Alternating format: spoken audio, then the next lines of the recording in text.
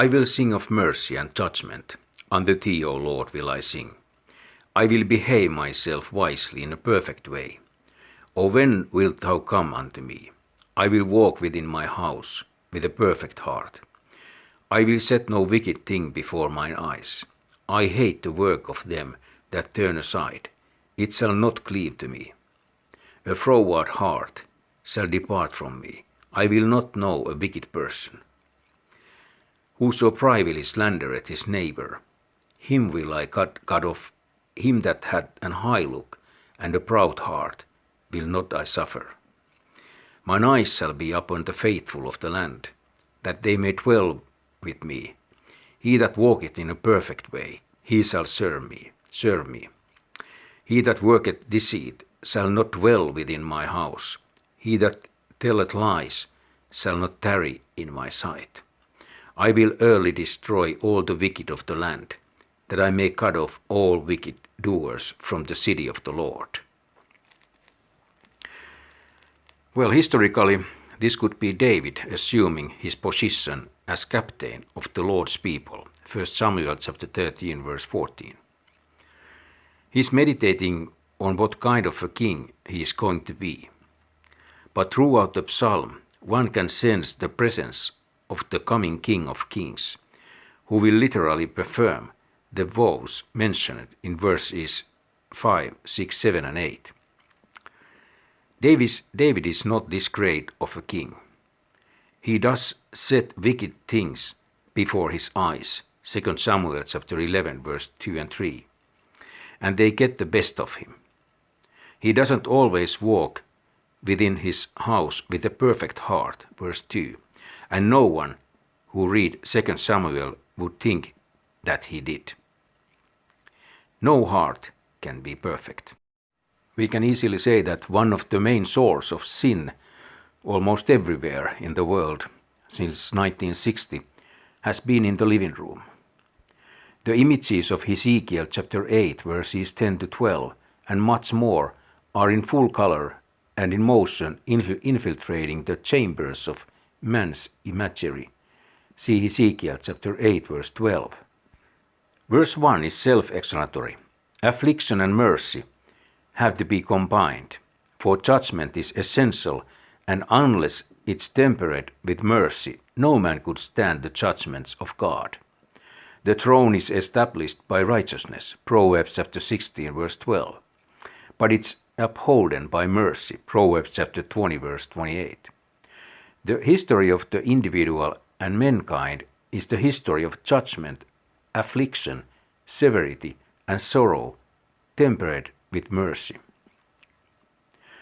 O when wilt thou come unto me, verse 2, is in the sense of answered prayer, or in the sense of greater awareness of God's presence in my house. The ideal king resolves to do a number of things. Hate some things, verse 3. Avoid some contact with some things, verse 3. Avoid bad company, verse 4. Cut off slanderers, verse 5. Not put up with proud people, verse 5. Get rid of liars, verse 7. Kill wicked doers, verse 8. One can see a glance that these rules couldn't be carried out, neither by an individual Christian nor by a leader in government. An Oriental monarch could do it, for he could decide for himself who was wicked and who wasn't. Daniel was a wicked doer in the eyes of his contemporary magistrates, Daniel chapter 6 verse 4 and 10 to 12. Jesus Christ was a wicked doer, so called, that needed to be cut off, see Isaiah chapter 53 verse 8, according to the leading religious lights of his day. Some historical application can be made in David's case.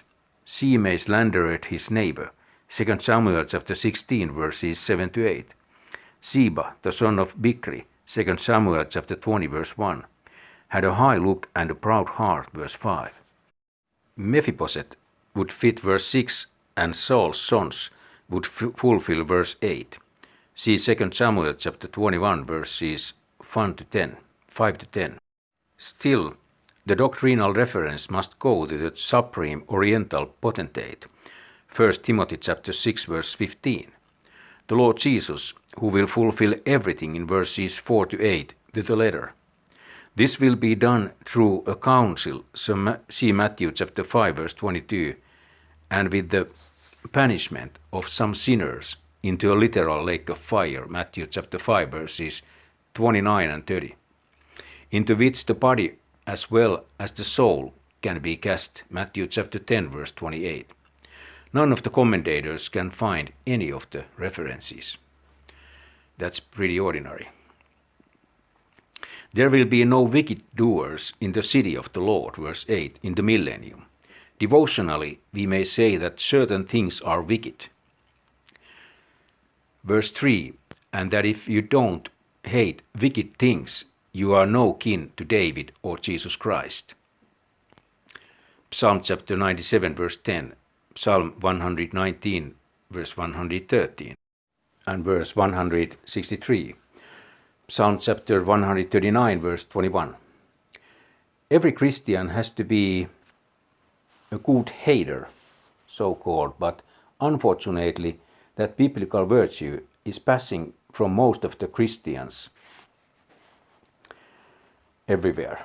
Strangely enough, the lawmongers who talk the most about love are the ones who don't love the book and don't tremble when the book speaks. See Isaiah chapter 66 verse 2.